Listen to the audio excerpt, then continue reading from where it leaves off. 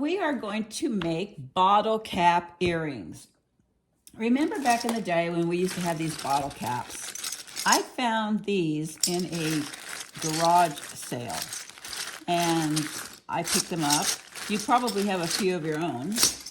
And I found these black ones and I have these red ones. And what I have done is I have put them on this hard felt. Now, if you don't have any hard felt, let me give you a tip. You can make your own. You can go on YouTube under turtle soup beads and learn how to make it, but it's very simple. You just dilute some Elmer's glue with half and half water and Elmer's glue. And then you just use a brush and just brush over the felt and let it dry, turn it over and brush it over, and you've got the stiff stuff, because this is like $1.25 a piece. So you can save a few dollars if you have Elmer's glue and some felt pieces. All right, enough of that. So here's my design of the bottle caps. And what you want to do is definitely glue it down. And I use E6000 glue and I glue it all the way down onto this piece. And then what you're going to do is simply cut out around them enough space, because I'm going to be doing some earrings and I want to have space to do my beading. Now I want to cut this directly in half so I have room on both sides. And the other thing you want to do, it's a very quick idea, is to trim off the edges, make them more rounded so that your thread doesn't catch on those corners. It's so easy to do so. All right, so what we're going to do is we're going to start beading around this. I suppose you want to know what they look like when we're done. This is what they look like. This is what we're going to make with this. Look at the difference. Wow, what a difference. We're going to take some beads and start trimming around here. Now, the interesting part about this is that because this bottle cap is so tall, I'm not going to want to put beads across because it'll take off some of the design. So I'm going to sew beads around here, but I also don't want to mess up with these little scallops either. So I'm getting creative and I'm thinking I'm going to want to go in and out. Like on here, I'm going to want to put a little bead within every little crevice. So that's what I'm going to do with this. And again, when you thread your needle, you want to make sure you tie a really nice knot, double on top of each other, maybe even 3 times. I do it twice, but I do it very loosely. I don't tie it real tight. Cut it as close to the edge as you can, and we will start sewing. Now what I want to do is I want to use some size 6 beads to put around my bottle cap. So I have some of these, and I've picked size 6 because if they go any smaller, they're too little. So I'm going to go ahead and start putting my beads on here one at a time.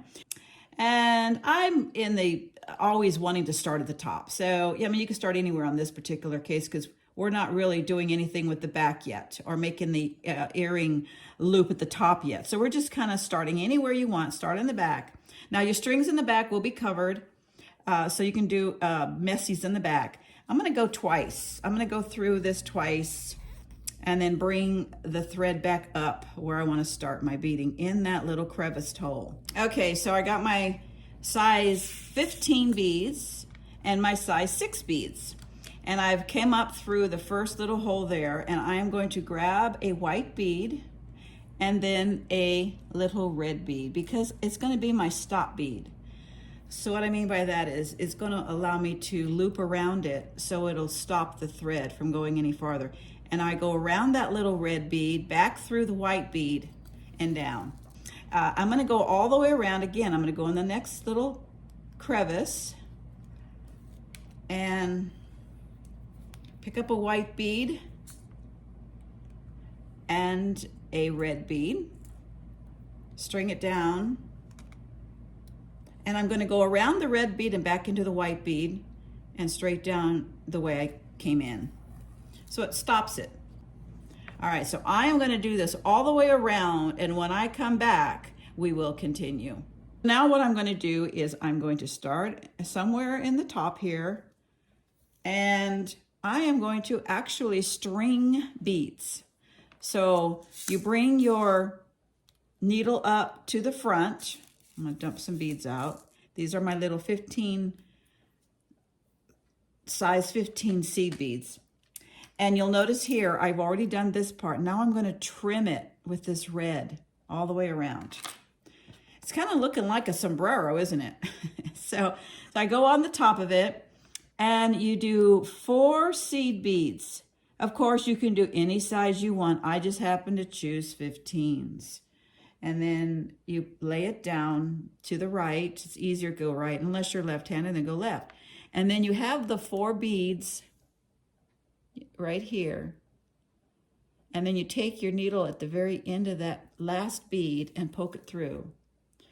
And then you want to go back through the back, take your needle through the last 2 beads,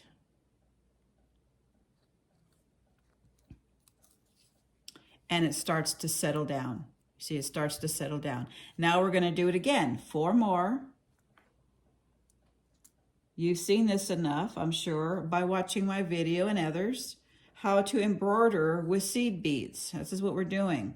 It's called the back stitch. So then you put it at the end of that 4th bead. You go back, whoopsie, I got this caught in a little loop there, okay. Got it caught in that loop, hold on a minute, all right.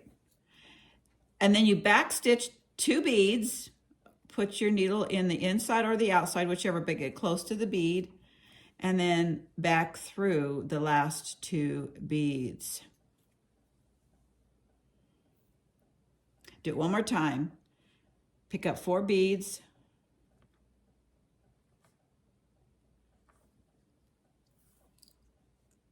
Let it string down. Get it as close as you can to that last bead. Go straight down with your needle. And then you go back up, 2 beads back, and then string your thread or your needle right through those last 2 beads. All right, so I am going to do this all the way around, and when I am done, I will be back. So I completed that all the way around, just like I did here. And now what I want to do is add my backing. Okay, so I want to finish this off by tying a few slip knots, and then bring my needle back up through the middle there, and then just cutting it off. And now I'm going to cut around the edge, but you don't want to cut too close to the beads, and you might want to even use the back as a reference so that I don't cut through my thread. So I'm going to use this and cut it exactly around the outside without cutting my thread. Let's see what that looks like. Oh yeah, see? Absolutely perfecto. I like it. Now you can cut as closely as you want, but make sure you don't hit the threads. I'm going to leave it like that. That gives me beading space. Now the next thing you want to do is find a really nice backing. Now what I did with this is I actually used the felt, the hard felt for the back. And because it's an earring, you can get away with it. So I can use either the same color or I can use the red. And I think I'm going to go with red. Now I have this red felt. I'm going to just take some E6000 glue. You can use any kind of glue. It doesn't have to be E6000 because you just want to secure it in the middle. You just want to put a little glue in the middle because the beads are going to hold both pieces together, the back and the front. So we're just using it to secure that onto there. So you don't have to have any space around it because we're going to cut it exactly to the size of this shape. So you just cut this all the way around. So I have earring bails. You can get them on Amazon. Let's see what I need. Let's do this. I have earring bails here and I like using them. It's a lot easier than using the wire protector and having to string the wire protector and all that through the beads. It's just interesting. You can do it, and I like this better. You just simply put that little bail, glue it in at the top. You want that to make sure you're at the top. So the H is my top. So you have these bales, and the design is on the inside of the bale. That's because that's what is shown on the outside. Let's say I wanted to just glue this to the outside. It leaves a really pretty little design, but I want to hide it. So I'm going to put it on the inside just like that. And I'm going to find my center, and I'm going to figure out where that center is. It's above the H in this particular design, and I'm going to stick it right there. So I'm going to get my E6000 glue. Remember where the H is. I'm going to put the glue. Okay, I'm running down to the end here. I'm putting in the glue on the front and on the back, and you do not need a lot of this glue because it's pretty strong. And then I'm going to find that H again, open up this flap, and then stick it in there. Okay, so it's right at that H. There's a string right there. Let me get that out of there. Okay.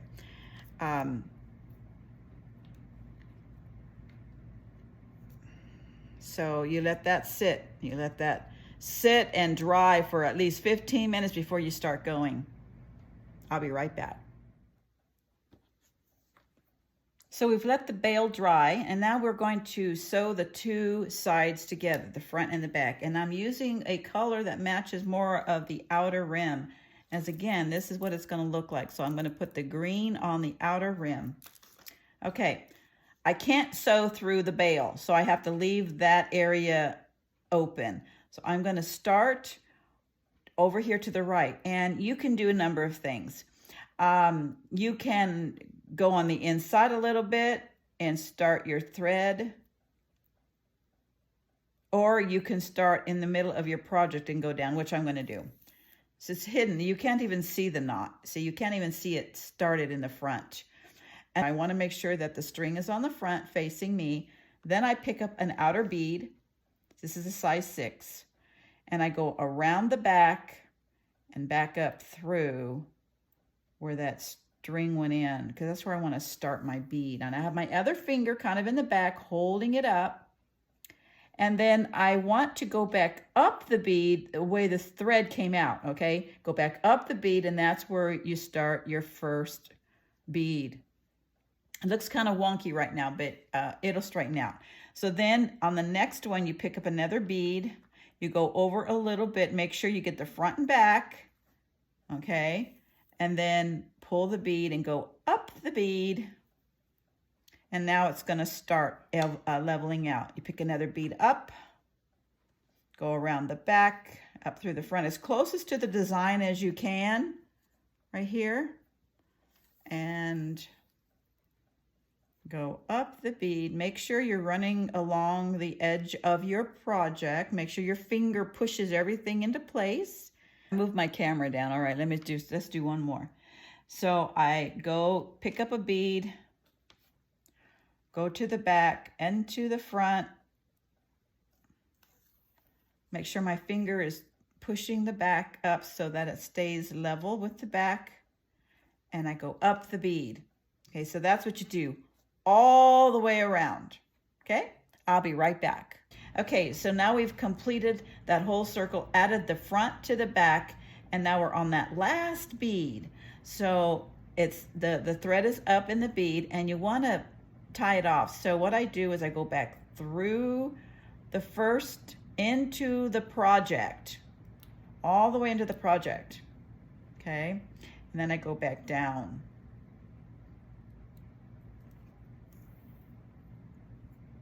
Oh, it got caught on there. Okay, go back down. And then on the back, you want to tie it off. A couple loops, however you want to tie it off. And then I travel my needle a bit through the back so that nothing's going to come out. And then I tie it. Tie it, and don't tie it off, you cut it. So now you can leave the earring like this. You can just have an earring like that. I tend to have the desire for some fringe. So I'm going to do fringe on this one. And you've got to have enough beads to do it. So you've got to have beads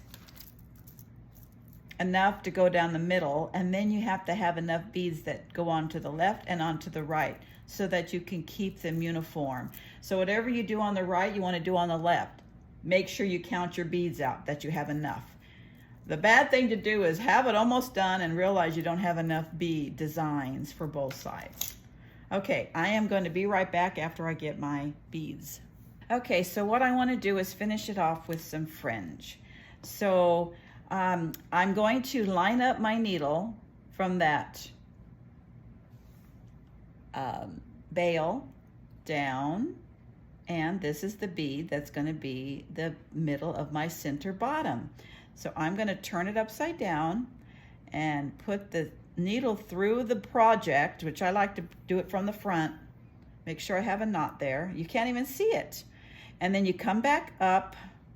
Make sure you're in the red, so you know whatever color you thread, because you don't want the thread to be seen. We're going to start the center. And this is where you need to make sure you have enough beads. So I'm going to do the one center, and then I'll do the rest off camera and come back with a finished product. I have my beads that I want to put on this, and the middle one doesn't matter. You can do anything you want because nothing has to match it. You can use mismatched beads, whatever. And I'm going to go ahead and do a strand down, and I like to start out with making like a buffer, kind of like what this looks like. It's got the same color that starts all the way around. You don't have to, that's just my preference. So I have the string coming down, and I pick up a white bead, okay? I just want to start it out with a white bead.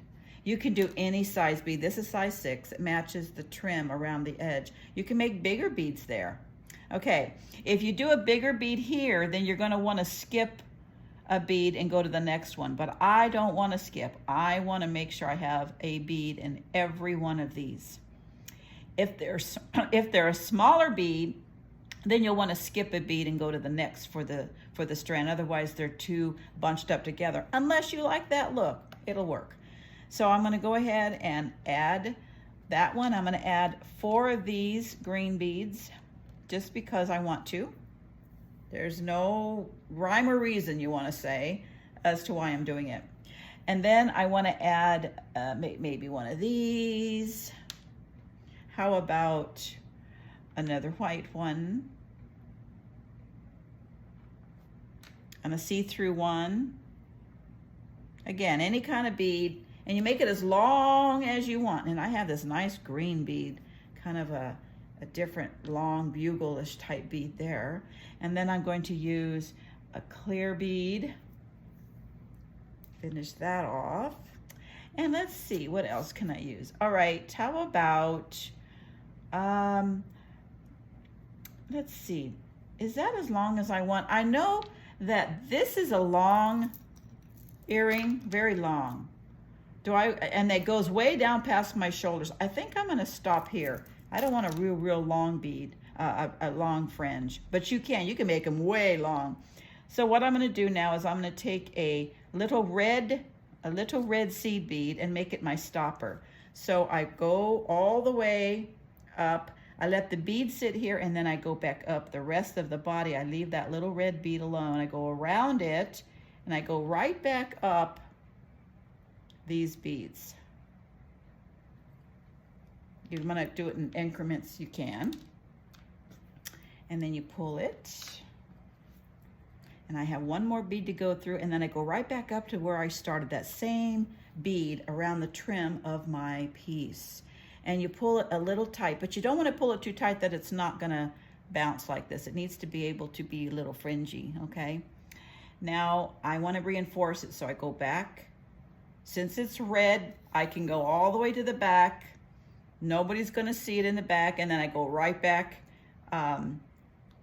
I can go right back to the front and tie it off if I want and make it tighter. But what I do is I want to go to the right or to the left, so I turn it around, turn it upside down, and then I stick the needle into the back and through the next bead. And now I have to decide how I want to continue my fringe. I added the ear hook. And then I made the second pair off camera. And I used the bail, and I glued it with inside so you can't see it on the back. And those are my finished products. Make it now for sure. See you next time.